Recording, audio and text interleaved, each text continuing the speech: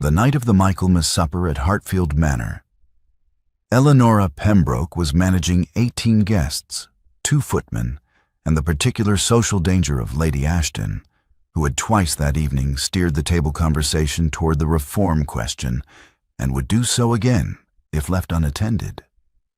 Eleanora watched from her end of the long table, watched Lady Ashton draw breath, watched the curate Mr. Finch go rigid with anticipatory anxiety, and moved before the sentence could form. She turned to the young man beside her and asked him whether he had visited Mrs. Pemberton's herb garden before the frost came. And the question landed precisely where she needed it to, pulling Mr. Finch's attention away from the political gathering storm and into a conversation that could not offend anyone. Across the table, she saw the second footman hesitate near Lord Ashton's glass.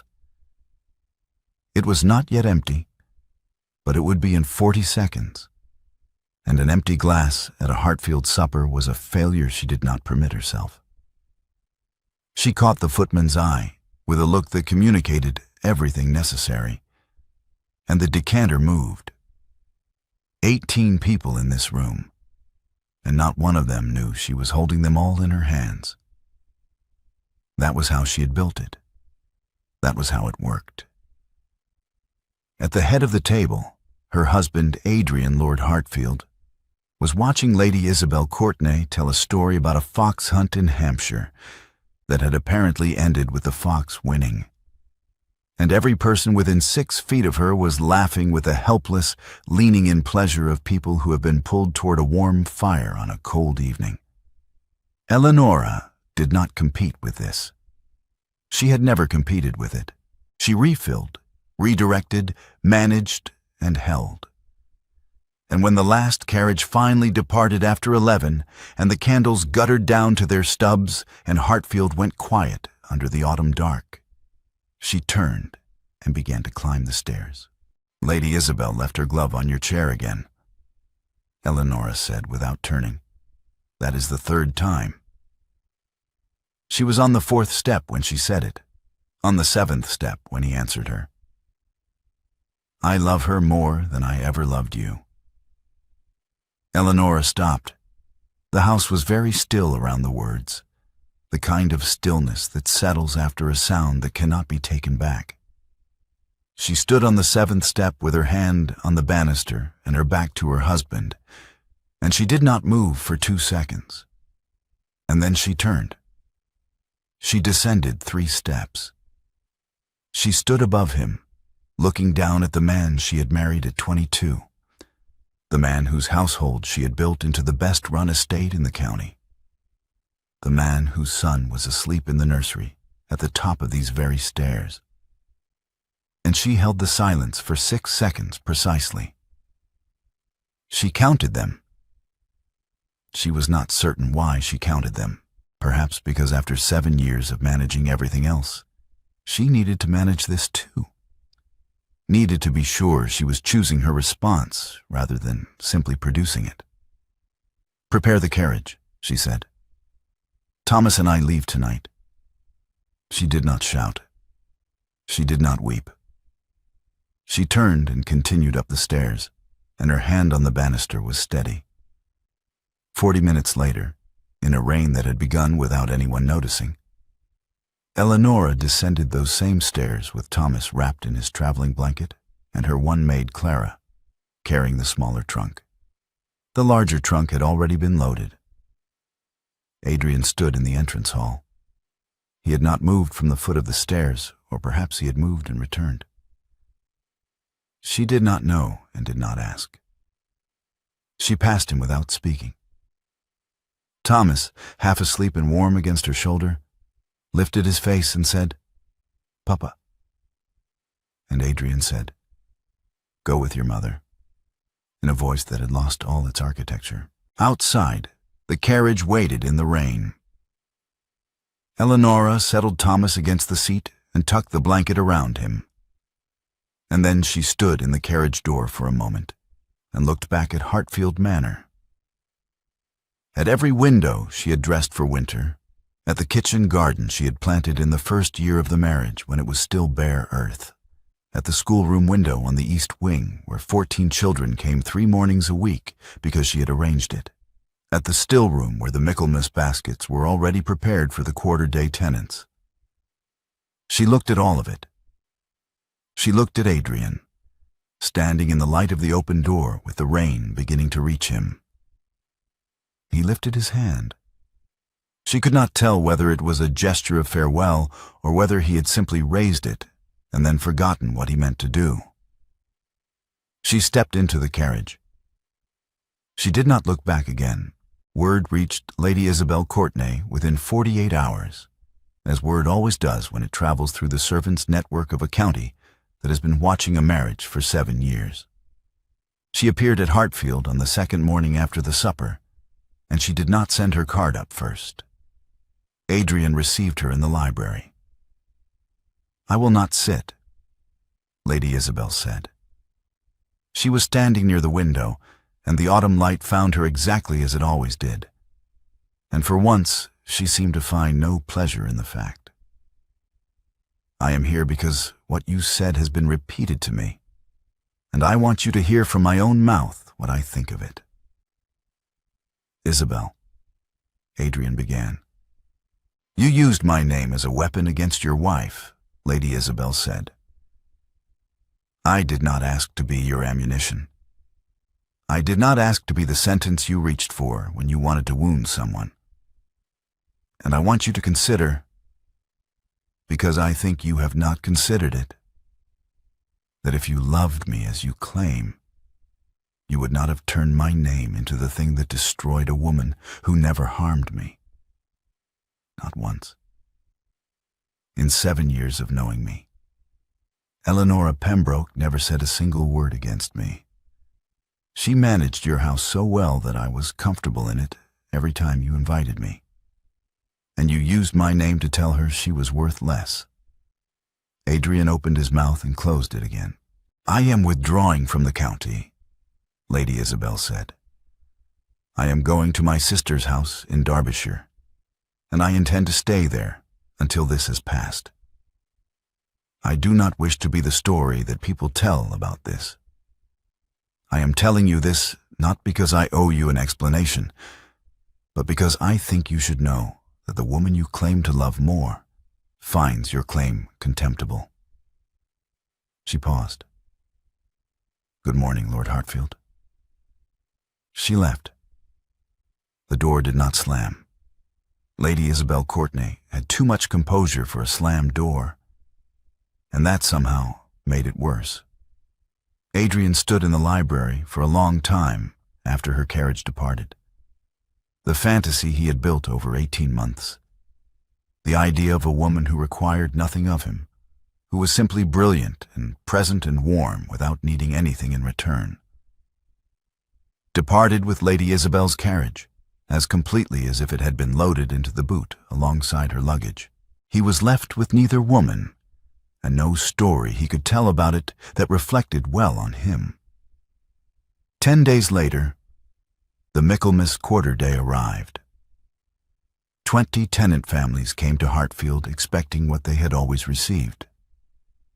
The baskets Eleanora prepared in the last week of September. The rent adjustment she had negotiated with Mr. Perkins, the estate agent, and the remedies she compounded herself from the still room. The willow bark preparation for old Mr. Farnham's knees, the calendula salve for the Henderson children's eczema, the tincture Mrs. Meredith took for her lungs every winter. They came expecting all of this, because it had been there every Michaelmas for 7 years without fail. Adrian had none of it. He stood in the estate yard with 20 families arranged before him, and the baskets conspicuously absent, and Mr. Perkins beside him looking at his boots, and Mr. Farnham, 63 years old, head tenant, a man who had farmed Hartfield land since before Adrian was born, stepped forward from the group. "My lord," Mr. Farnham said, "where is Lady Hartfield? She has the accounts." "Lady Hartfield is not at Hartfield at present," Adrian said. "I can see that. Mr. Farnham said. He looked at Adrian with the patient, undeceived expression of a man who has watched weather long enough to know what it means. She has kept these accounts for 7 years, my lord. She knew every family's name. She knew every allergy, every child's birthday, which families had a sick animal and which had a new one. She knew that my wife cannot take the elderberry preparation because it gives her a rash and that we require the willow bark instead. He paused. You do not know my surname, my lord. The silence in the estate yard was absolute. Farnham, Adrian said. Yes, said Mr. Farnham. Farnham. You have known me for 35 years, and you needed a moment to arrive at it. Your wife knew my surname before she had been here a month. She knew my daughter's name, my son-in-law's trade, and the name of the dog we lost in the spring. He turned to the assembled families, then back to Adrian. We will come back next week, my lord. Perhaps the matter will be resolved by then. The families dispersed. The county knew within 3 days. Eleanora settled into the cottage in Whitstable with Thomas and Clara, and she built a new routine with the same quiet efficiency she had brought to everything else. She took pupils, French, household correspondence, music theory for the daughters of 3 local families, and organized her days with the discipline her father had taught her. Teaching in the mornings, mending in the evenings, Thomas's lessons in the afternoons, using the methods Dr. Barwick had used with her. The cottage was small, and the windows let in the sea air. And Thomas asked every morning whether they were going home yet. And she told him every morning that this was home for now. And he accepted this with the adaptability of a 5-year-old who had his mother and his toy soldiers and considered this sufficient. Lady Sybil Pembroke, Dowager Marchioness of Hartfield, 61 years old and the architect of the marriage she was now attempting to repair, sent a letter to Eleanora's cousin Margaret in Whitstable. Eleanora read it at the breakfast table while Thomas ate his porridge. The letter instructed Margaret to prepare Eleanora for her return to Hartfield, framing the departure as a temporary episode brought on by the strain of the season. My daughter-in-law has always been sensitive to the demands of entertaining, and I am confident that a period of rest will restore her to her proper disposition. The letter did not mention the staircase. It did not mention Adrian's words. It did not mention Lady Isabel Courtenay's name. It treated the departure as a woman's inconvenient nerves, rather than a woman's considered decision. Eleanora read the letter twice. Then she set it in the fire and watched it burn. She did not reply to Margaret, and she did not reply to Sybil. Sybil came herself 3 weeks later. She arrived in the larger of her 2 carriages, which was itself a statement, and she sat in the cottage's single decent chair as if she had chosen it herself, and looked around the small room with an expression that was almost kind. You cannot mean to stay here indefinitely, Sybil said. I mean to stay here as long as I choose to, Eleanora said. Eleanora. Sybil's voice shifted into its warmer register, the one she used when she wanted something. Adrian spoke carelessly. Men do. It is not a reason to leave a title, a house, and a child's home. Thomas is with me, Eleanora said. He has his home. He has a cottage, Sybil said. He should have Hartfield. He will have Hartfield when I decide he should have Hartfield. Eleanora set down the mending she had picked up and looked directly at her mother-in-law. Lady Pembroke. Adrian did not speak carelessly. A careless man says the wrong name at dinner or forgets an engagement. Adrian said what he believed to be true. He said it clearly on the staircase after 7 years of marriage. That is not carelessness, that is honesty. And honesty is worse than carelessness, because I cannot blame it on distraction. Sybil opened her reticule and removed a folded paper. "I have brought you funds sufficient to—" She stopped. "No," Eleanora said. "Eleanora, be practical." "I am always practical," Eleanora said. "It is the only thing your son ever gave me credit for. I am being practical now. Keep your money, Lady Pembroke. I have pupils. I have Clara. I have Thomas. And I have the knowledge that I built a functioning estate from a household that was running on goodwill and old habits when I arrived. And that knowledge is mine, regardless of where I sleep." Sybil left without securing any agreement. The parish school at Hartfield closed within the month. No one took over the administration, the correspondence with parents, or the books, because no one else knew where the books were kept, or which children had been excused from the Thursday session on account of harvest work, or that the school's arrangement with Mr. Lennox, the vicar, depended on a verbal understanding that Eleanora had negotiated and never written down, because she had assumed she would always be there to maintain it. Mr. Lennox walked into the empty schoolroom on a Thursday morning and stood among 14 chairs arranged in the order Eleanora had left them, and counted them, and felt the particular grief of a man who has watched something good disappear and cannot identify the precise moment it went. Sybil did not stop at refusing to support the separation. She moved against it. Within a fortnight of her visit to the cottage, she had called upon 3 of the families who employed Eleanora as a tutor. She did not threaten them directly. Sybil was too practiced for direct threats. She mentioned, in the course of social calls, that she understood the Marchioness of Hartfield had been giving lessons in French and household correspondence, and that she found it a charming arrangement, though of course one wondered whether the present circumstances lent themselves to reliable instruction, given the uncertainty of the lady's situation. She said this with perfect warmth, and the lightest possible emphasis on the word uncertainty. And within a week, 3 families had sent polite notes to the cottage explaining that they would not require further lessons. Eleanora read each note at the kitchen table. She set them in order. She calculated what she had lost and what remained, and then she took in mending to cover the shortfall. Shirts from the draper's family 2 streets over, hems for the schoolmaster's wife, a pair of gloves that needed new stitching at the seams. One evening she let down the hem of Thomas's shirt herself because he had grown and she could not spare the cost of a new one.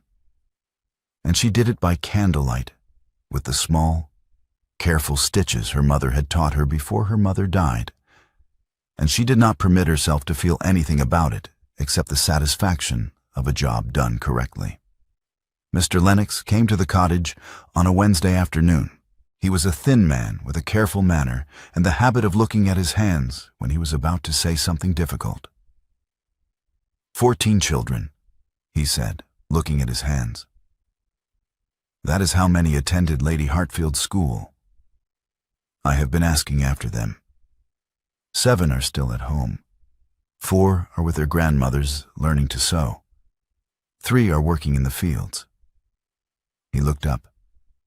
Do you know what age the youngest field worker is? 6.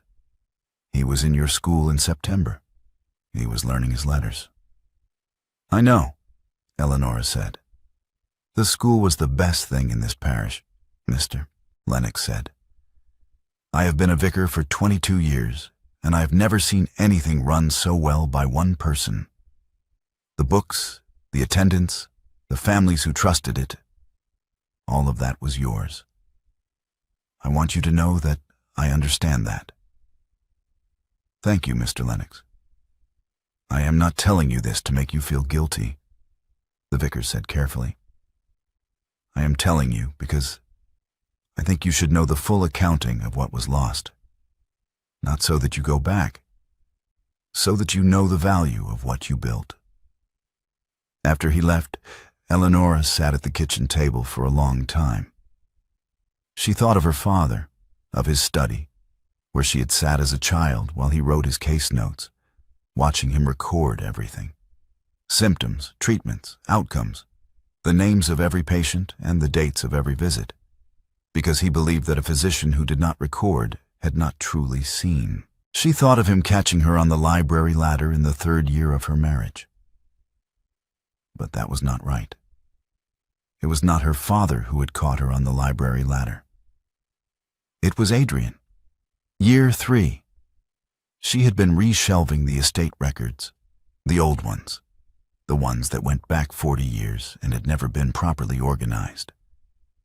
And her foot had slipped on the upper rung, and the ladder had swayed, and Adrian had come through the library door at precisely that moment, and caught the ladder with one hand and her waist with the other. And she had felt the pressure of his thumb against the boning of her stays for 4 seconds before she found her footing. 4 seconds of his hand at her waist, warm through the layers of her dress. She had remembered it afterward. She had turned it over in her mind that evening, uncertain what to do with the warmth of it, uncertain whether he had noticed. She knew now that he had not. That was the marriage, contained in 4 seconds. She remembered the pressure of his hand, and he had forgotten the incident entirely. She did not write to Adrian. She did not write to Sybil. She took out her writing case and wrote to Lady Merriweather, accepting the invitation to the Midsummer Assembly that Lady Merriweather had sent 2 weeks earlier, and that Eleanora had been considering ever since. Thomas developed the fever on a Tuesday, and by Wednesday morning it had the particular quality that Eleanora recognized from her father's case notes. The rapid temperature, the rash beginning at the neck, the way he could not swallow without flinching. Scarlet fever. She had seen it twice in the village before she left Hartfield, and she knew what it required. She rolled her sleeves and began. Cold compresses, changed every 20 minutes. Willow bark tea, steeped correctly, administered in small amounts. The window open precisely 2 inches. Enough to cool the room without creating a draft that would worsen the chest. She knelt beside Thomas's bed, and she did not send word to Hartfield, because she was not asking Adrian for anything, and she was not going to begin now. Mr. Lennox learned of the illness through the village network. Clara had mentioned it at the pump, as Clara inevitably mentioned everything at the pump. And Mr. Lennox wrote to Adrian. Adrian arrived the following morning. He came on horseback in the early light, and Eleanora heard the horse in the yard and opened the cottage door before he could knock. He was still in his riding clothes, his coat damp from the early mist, and he looked at her with an expression she did not immediately categorize. "How is he?" Adrian said. "He is managing," Eleanora said. "His temperature came down an hour ago. It will rise again this afternoon." She stepped back from the door. "If you are here, make yourself useful. The well is in the yard. I need cold water. Now." He went to the well.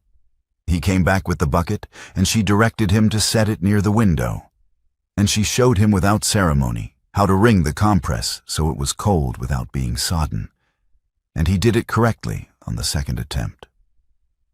She told him to keep the fire at a steady heat, not hot, steady.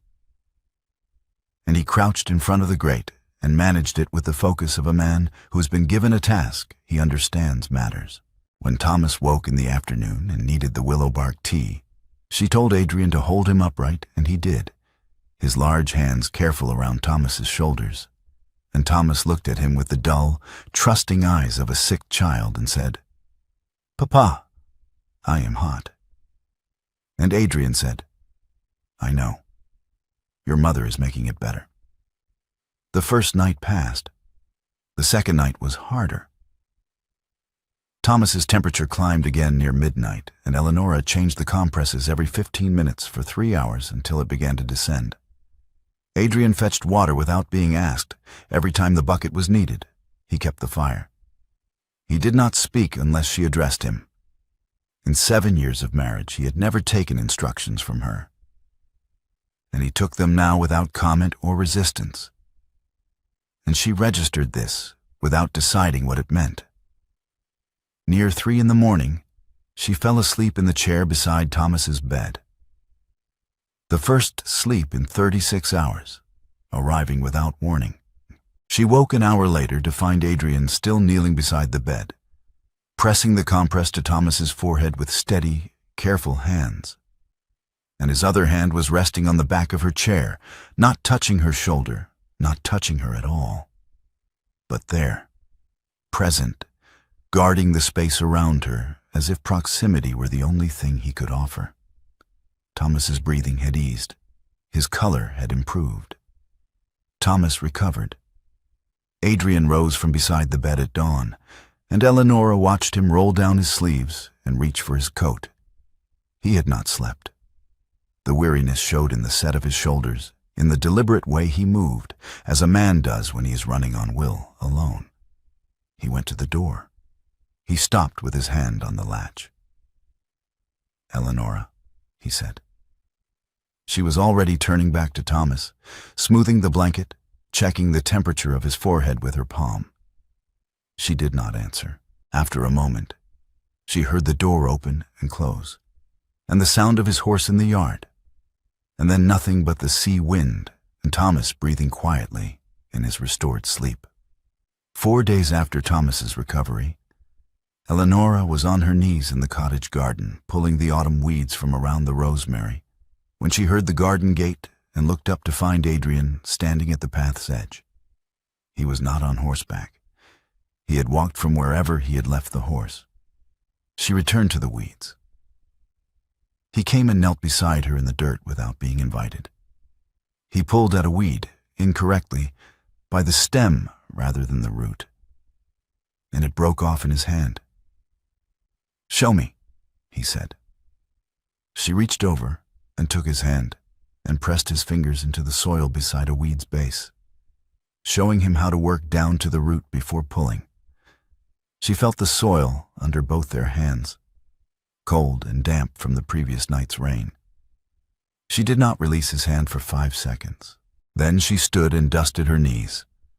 "When Thomas was sick," she said, "you sent for Dr. Hargrove." "I didn't," he began. "You asked Mr. Lennox to write to Dr. Hargrove before you rode to Whitstable," Eleanora said. "I know this because Dr. Hargrove arrived on the second morning and told me he had received your instruction. Your son was in a fever, and the first name in your mind was Dr. Hargrove. Not me. Not the woman who trained with the physician who taught every doctor in this county. Not the woman who has managed illness in this household for 7 years. Not me." She looked at him steadily. "I want you to understand that this is not about the staircase. The staircase was one night. This is about 7 years of a ranking that you have never examined. You have always ranked Adrian. Isabel above me. Dr. Hargrove above me. Your own judgment about what Hartfield needed above everything I told you it needed. I was always below.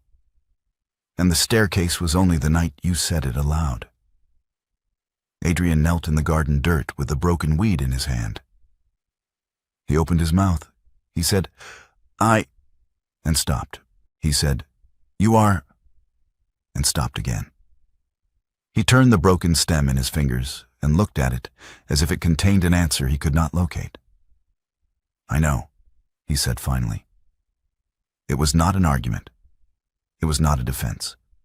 It was barely adequate, and she could see that he knew it.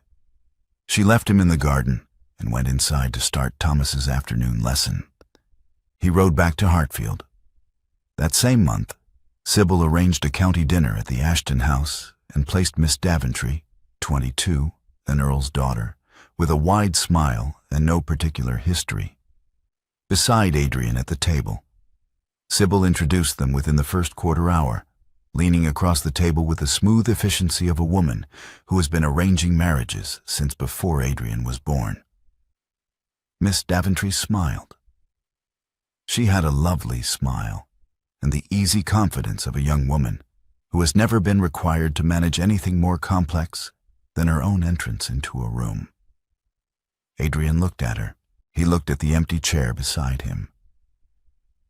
Not Miss Daventry's chair, but the chair on his other side, which no one had taken, which sat empty and straight-backed throughout the meal. He said, "How do you do, Miss Daventry?" and then said nothing further that could be construed as encouragement.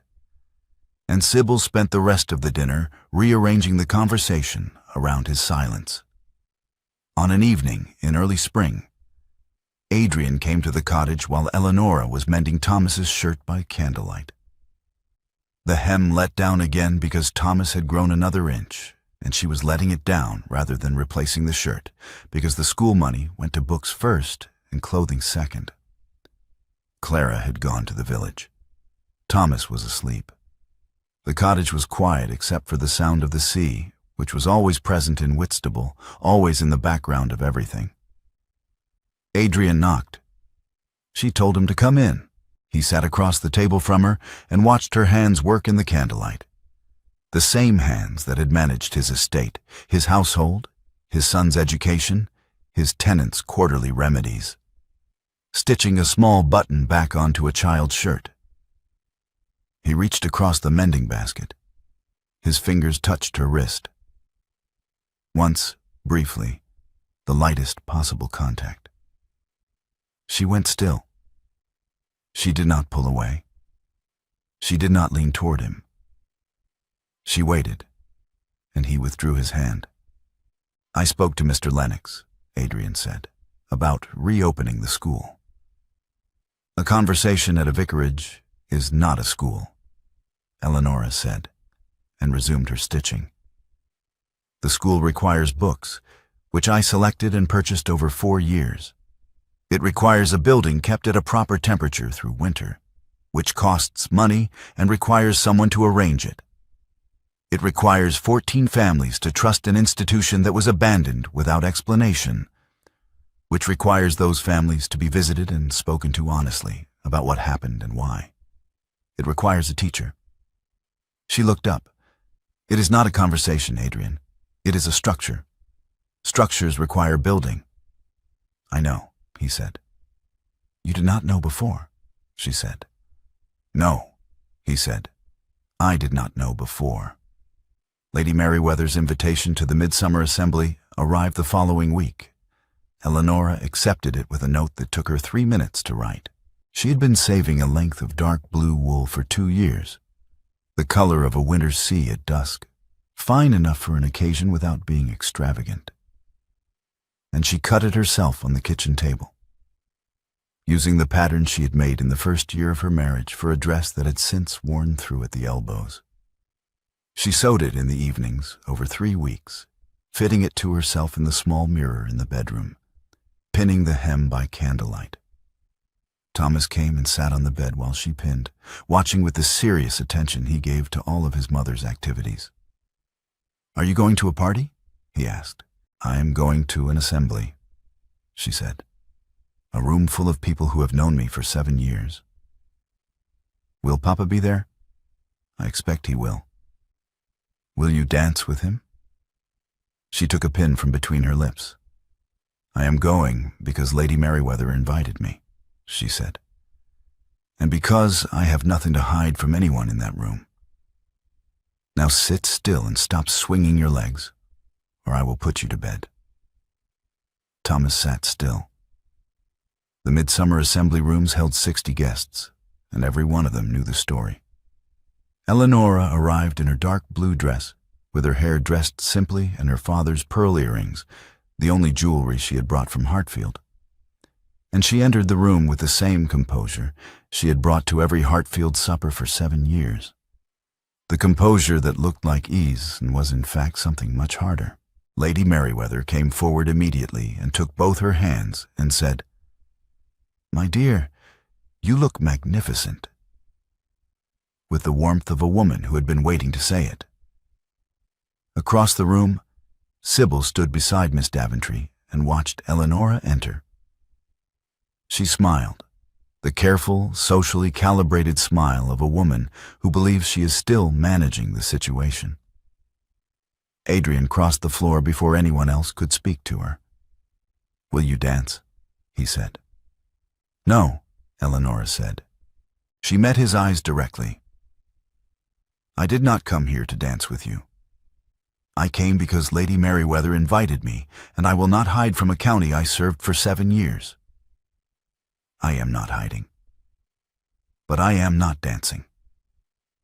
Sybil arrived at her elbow with the smooth inevitability of a woman who has spent 60 years moving through social rooms. "We have missed you so at Hartfield," she said. "The parish school asks after you constantly."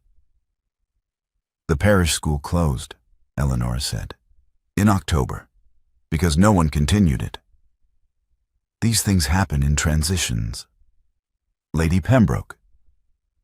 Eleanora's voice was steady and clear and entirely without heat, and it carried in the particular way that a voice carries in a room where other conversations have begun to go quiet. "A 6-year-old boy is working in a field because the school closed. He was learning his letters in September. I want you to understand what 'these things happen in transitions' means in practice." The room was listening now, listening, not conspicuously. No one had turned. But the conversations at the nearest tables had thinned to near silence, and Lady Merriweather was holding her glass very still. Eleanora turned. She did not shout. She projected, the way her father had taught her to project when he wanted a room full of anxious families to hear him clearly without being alarmed. "I managed this estate for 7 years," she said. "The parish school. 14 children, 4 mornings a week, books purchased from my own household allowance. The tenant baskets, every Michaelmas and Christmas, sorted by family, by allergy, by preference, by the specific needs of 20 households. The accounts, quarterly, without error. The drainage on the south field, which floods every March if the channels are not cleared in February. Thomas's education. Every letter to every tenant family. The stillroom remedies that Mr. Farnham's wife depends on for her lungs and Mrs. Henderson's children need for their skin." She paused. "Your son walked through all of it every day for 7 years and told me, on the night of the Michaelmas supper, that he loved a woman who has never managed anything except her own entrance into a room." The room held its breath. Adrian stepped forward. He removed his mother's hand from his arm, a small, deliberate movement, without force, without drama, and he turned to face the room. "What I said on the staircase," he said, "was the worst sentence I have ever spoken. Not because it was cruel." He stopped. He was losing his words in the way she had come to recognize. Proportionally to his understanding, as if clarity cost him the language he used to hide behind. Not because it was cruel, because it was false. I did not love her more. I did not love Isabel Courtenay more. I preferred the woman who lit up the room to the woman who built it, and I did not know the difference. I looked at 2 women and could not tell which one was holding up the ceiling. He looked at Eleanora. "Mr. Farnham knew my wife's name before I knew his surname. I have known that man for 35 years, and I needed a moment to remember Farnham. That is who I was." He reached into his coat and set a folded document on the table beside Eleanora. "The Hartfield Parish School," he said. "The deed is signed into your name. Your property. Independent of the marriage, independent of the title, independent of me. It was always yours. I am making it legally yours. Not because I am generous.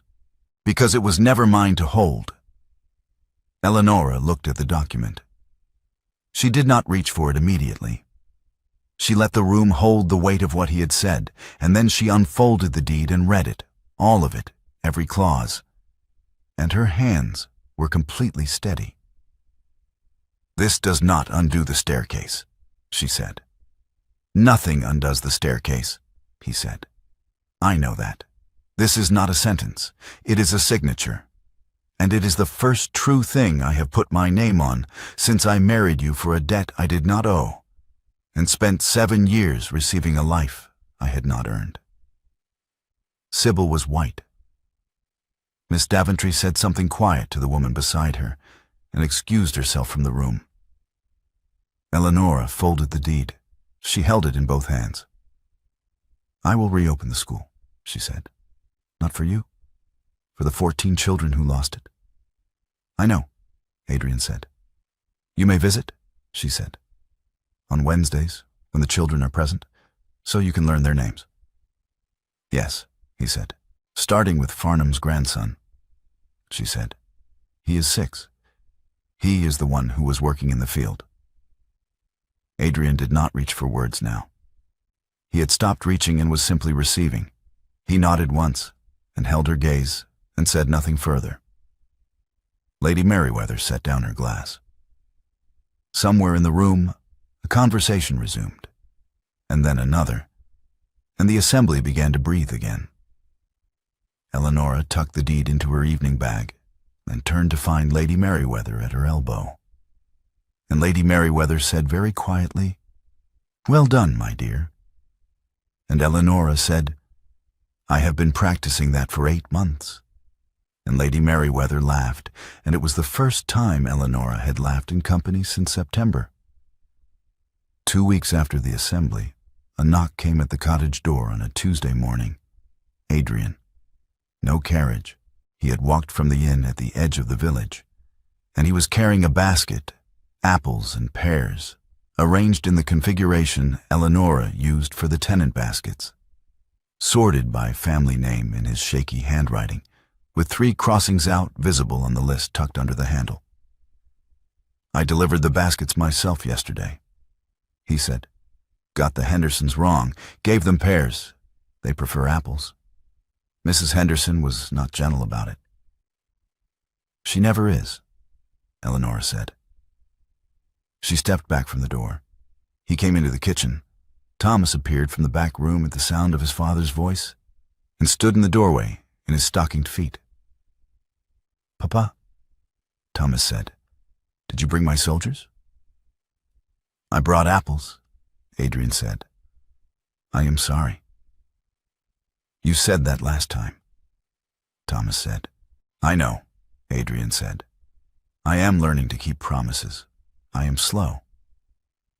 Thomas considered this with the serious pragmatism of a 6-year-old. "Mama says slow is all right if you're going in the right direction," he said, and went back to his soldiers. Eleanora looked at Adrian across the kitchen. He looked tired, not the exhaustion of 2 sleepless nights at Thomas's bedside, but the slower, deeper tiredness of a man who has been doing unfamiliar work for weeks and has not yet practiced at it. "Sit down," she said. "You look tired." He sat at the kitchen table. He set the basket down and looked at his list, the 3 crossings out, the careful handwriting that showed effort in every letter. "The Southfield drainage," he said. "It is blocked. Mr. Farnham told me," and he was quoting directly, he said, "Her ladyship would have had this sorted in April. It is June." "The drainage needs clearing every March," Eleanora said. "The channels silt over in winter, and if you wait until April, you are already behind. If you wait until June, the Southfield loses the first cutting." "I am 8 months late," he said, "for everything." She looked at his list. 3 mistakes. But the handwriting showed a man who had sat at a desk and concentrated on each name as he wrote it, which was more than he had ever done before. "You delivered the baskets on foot?" she said. "The Merediths are 4 miles from the house," he said. "I did not know that." "I know you did not," she said. "I walked it every quarter."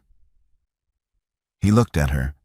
He started to speak and stopped, and she waited, and he said, "Eleanora." Just her name. "Not yet," she said. "But you may come on Saturdays. Thomas misses you. I will not have him carry that absence because you and I are broken." She pulled the list toward her and looked at it more carefully. "Bring the list. I will correct it. Not because I am your steward, because the tenants deserve correct baskets." "Saturdays," he said. "Saturdays," she confirmed. He came on Saturdays, 3 months of them, through the late summer and into the autumn. The list improved, 4 mistakes in July, then 2 in August, then 1 in September. And then one Saturday in early October, he arrived with a list that had no mistakes at all. And he set it on the table without comment, and she read it through twice and set it down. "The Farnham boy," she said. "James. He started at the school on Monday." "I know," Adrian said. "Mr. Farnham told me. He said," and again quoting directly, "the boy came home knowing 3 letters. That has not happened in this family in 2 generations." "4 letters," Eleanora said. "He learned the 4th on Wednesday." He smiled. It was a small, careful smile, the smile of a man who is not yet sure he has permission for it. And she looked at it for a moment, and then looked at the table. He had brought a leather case this Saturday. He set it on the table between them, without explanation. She looked at it, then at him. "Open it," he said. She opened the case. Inside, nested in worn velvet, was her father's sextant. The brass instrument doctor William Barwick had used for 20 years to navigate on the small sailing trips he took every summer. The instrument he had used to teach Eleanora the principles of celestial navigation on the grounds that a person who could find their position by the stars would never be entirely lost. Sybil had sold it 2 years ago, when Eleanora was occupied with the winter tenants and did not notice it missing from the study until it was gone. Eleanora lifted it from the case and held it to the light coming through the cottage window. The brass was clean. Someone had polished it. "You remembered," she said. "You told me once that your father taught you to navigate," Adrian said. "That you taught yourself to fight. I thought you should have both instruments." She held the sextant in both hands and felt the weight of it, her father's weight, his careful attention, his belief that a woman who understood her own position could not be made to lose it. She set it on the table carefully. "I am reopening the school at Hartfield next month," she said. "The deed is in my name. The books are mine. The building will be kept warm because I have arranged it with Mr. Lennox, and the cost is accounted for. The children will come because their mothers trust me, not because a marquess sponsors it. That distinction matters." "I understand," Adrian said. "And I will be at Hartfield," she said. "For the school, for Thomas, for the drainage ditch that needs clearing every March and the tenant letters that go out every quarter and every single system I built that fell apart when I was not there to hold it. I will be there for all of that." "And for me?" he said. She looked at him across the table, at the man who had written her father's tenant names in careful, effortful handwriting, who had walked 4 miles to deliver apples, who had knelt in the cottage garden in the dirt and let her press his fingers into the earth, who had held Thomas still through a fever and kept the fire and fetched cold water through 2 nights without being asked a second time. She looked at him, and she stood up and crossed the kitchen. She took his hand, the hand that had written the list, and she walked him to the cottage door and opened it. She stood in the frame, half inside her cottage and half in the autumn air, with the sea light coming in from the west and Thomas's voice audible from the back room, and she pulled him across the threshold by the hand and kissed him in the doorway, in the precise boundary between the life she had built and the life she was deciding whether to re-enter. When she stepped back, she was still holding his hand. "That is not forgiveness," she said. "That is a woman deciding who crosses her door." He did not speak. He was losing his words again. But this time she understood it differently, not as evasion, but as a man who has arrived somewhere he did not know how to imagine, and finds that he has no language yet for being there. She reached back to the kitchen table and picked up the corrected tenant list. The one with no mistakes. The one with every family name spelled correctly and every preference noted in his careful hand. She placed it in his open palm and folded his fingers over it. "Start with the list," she said. "The rest will follow." He stood in her doorway with the list in his hand and the autumn light on his face and the sea wind moving between them. And he said nothing, because there was nothing left to say that was more true than what she had just given him. A list, a threshold, and the knowledge that he had crossed it by her choice and not by his own assumption. The school opened on the first Monday of November.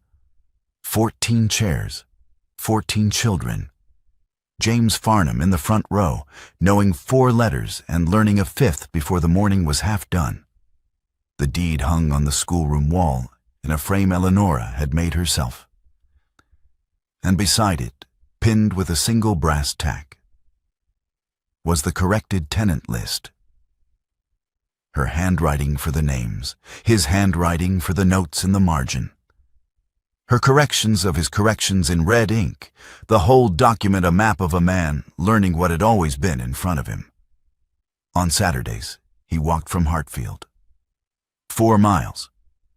He arrived knowing the Merediths were 4 miles because he had walked it. And the Hendersons preferred apples. And James Farnham had learned 7 letters and was working on his 8th.